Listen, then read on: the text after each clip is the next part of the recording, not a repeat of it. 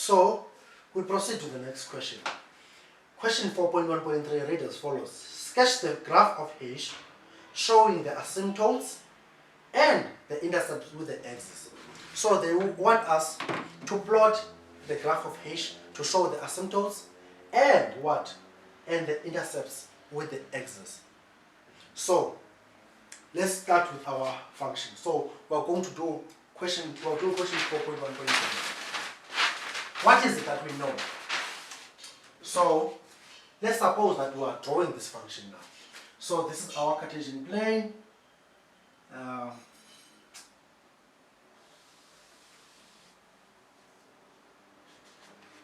it here. This is our. This is y axis. Some people call it x is equal to 0. Because I said, if you're saying x is equal to, which means that line of yours is vertical, it's a vertical line. So x is equal to 0, which means along this line, x is equal to 0 along this line. Along this line, if you say somewhere here, x is greater than 0 here, somewhere here, x is less than 0.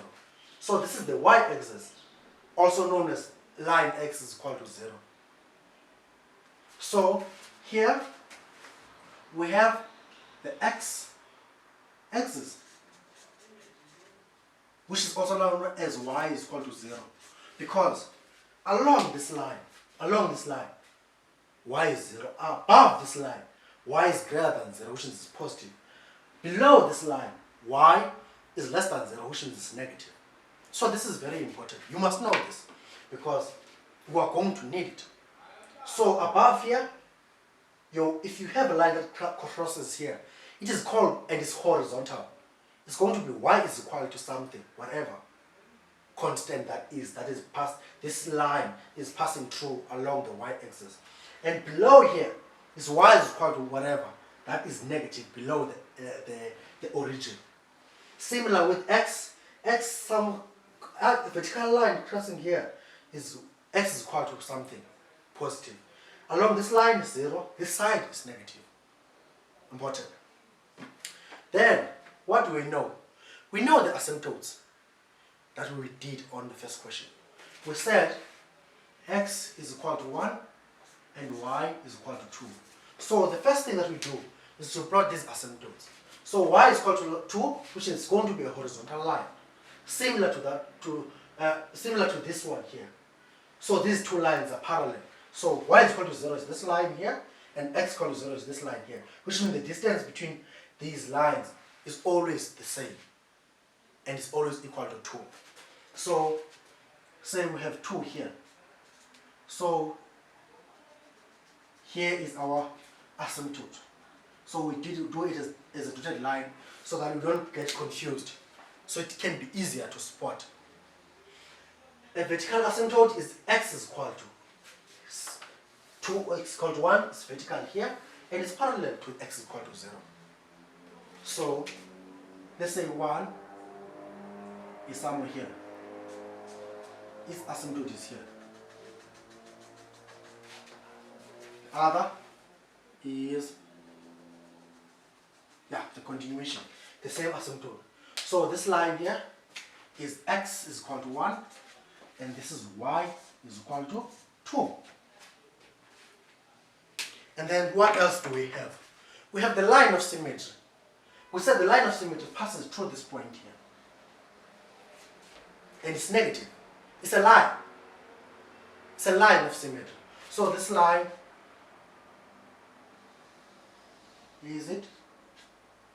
goes up, continues in that direction.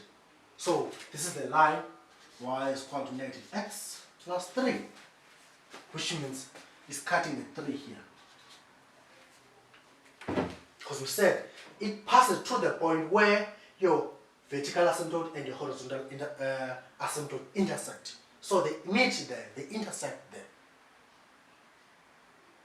So now the only thing that is missing is the function.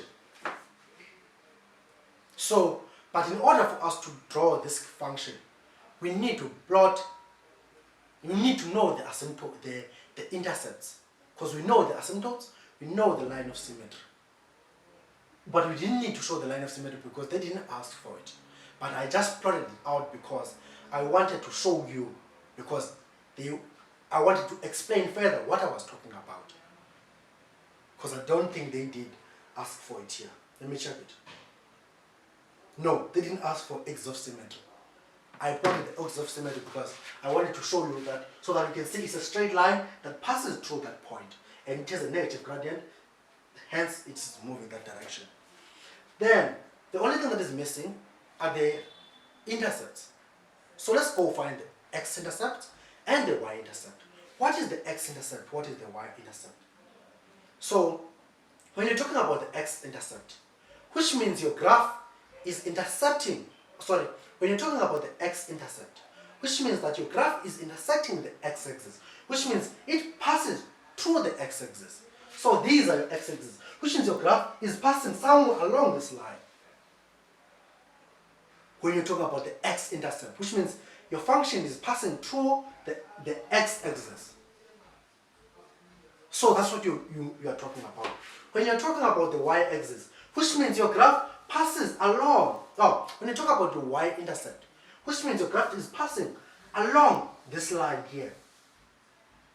That's what you mean.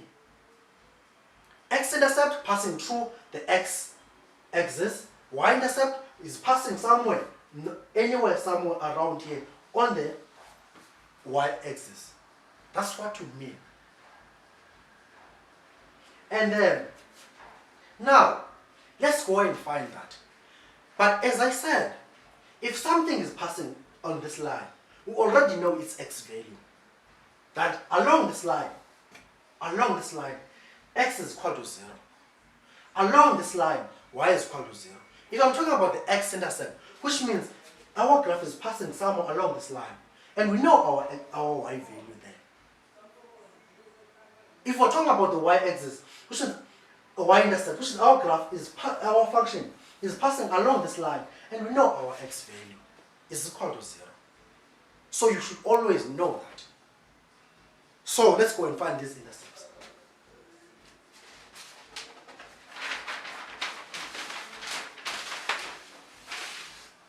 So, said h of x is equal to minus 3 over x minus 1 plus 2. So, let's start with the x-intercept. So, start with the x-intercept. So, if you're talking about the x-intercept, which means this graph is passing on the x-axis, which means it's passing here. I'll go back to this line because this is important. So, it's passing on this line here, on the x-axis. So, sorry, it's passing along this line, So your graph will cut, which is somewhere there. See, this one is intersecting there. So this is your x-intercept for this function here. So, as I say, it's passing along this line, and you know your y is 0 there. So, before you even continue, you say, okay, I want to know why is it cutting on the x-axis. As it is cutting there, I know for sure y is 0 there. So, you say, okay, we here. So you say, okay, x-intercept, you know y is equal to 0 there. Which means your y is 0, which is this part is 0. Because this is your y part. This is your function is depending on x, which means this is your y. So you know that this part is 0 there. So the only thing that you do is say, okay, instead of in the place of y, which is this, I place 0 is equal to negative 3 over x minus 1 plus 2. Then you take this to this side. It was negative, it will be positive when it gets here. 3 over x minus 1 is equal to 2. And then you cross multiply. 1 times 3 is 3. Is equal to 2x minus 1 times 2, which is x times this. It's going to be 2 times that. Then you simplify this. This 3 is equal to 2x minus 2. Transpose this to this side. So you have 3 plus 3 plus 2 is equal to 2x. Then you remove this 2 here by dividing by 2, divide by 2. So your x is equal to 5 over 2. So you found your x value to be 5 over 2. What that means is you have the coordinates for your x-intercept. So because you found your x to be 0, you knew you found your x to be 5 over 2, you knew your y was 0 there. Because along that line, this line y is equal to 0. That is the x-axis. Go do the similar thing for the y-intercept. So the coordinates of the x-intercept, what are they? What is it? Okay, I'll write them on the other page.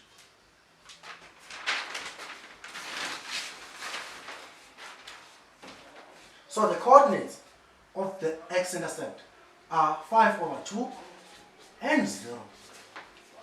So you go to the y-intercept. For the y-intercept,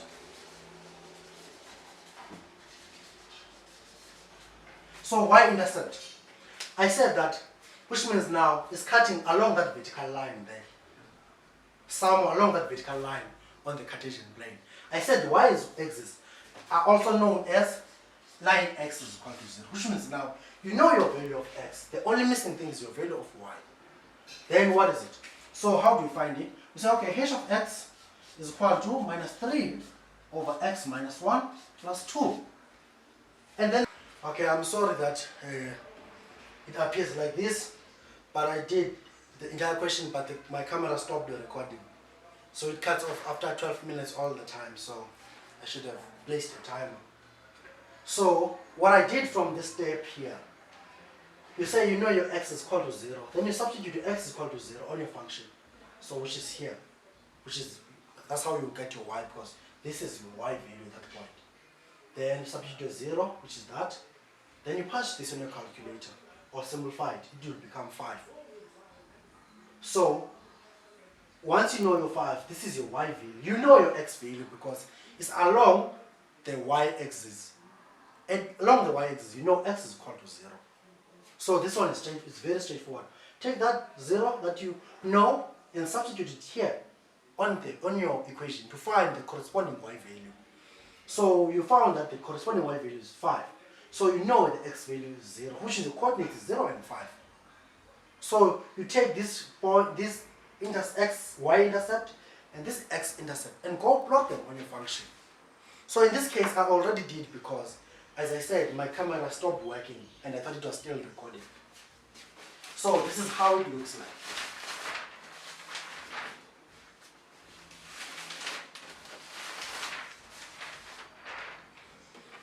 Okay, so this is your 0 and 5, your x is 0 there, your y is 5.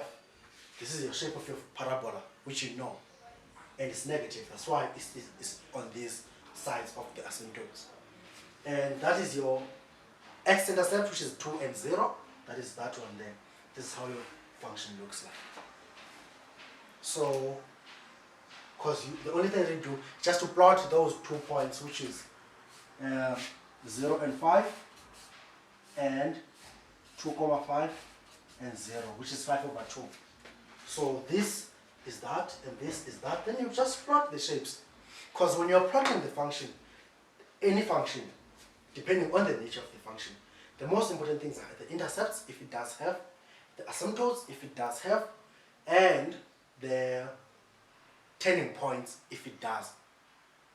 So those things must be clear, and the shape of the function must also be clear. So it's the asymptotes if you have them, the intercepts if you have them, it's your turning points if you have them, and the shape of the function. So, and provided that everything is clearly labeled. X-axis is line x is equal to 0. Once you have this in mind, you know that if something is passing through the x-axis or the y-axis, you know your x is equal to 0. If passing along the x-axis, you know if something passing along the x-axis, you know y is equal to 0. Passing on the y-axis, x is equal to 0. So this makes it easy for you, because you should know that if you talk about the x-axis, it's the same as line y, x is equal to 0. Because this vertical line here, which is here, is the same as that. So I'm done with this question.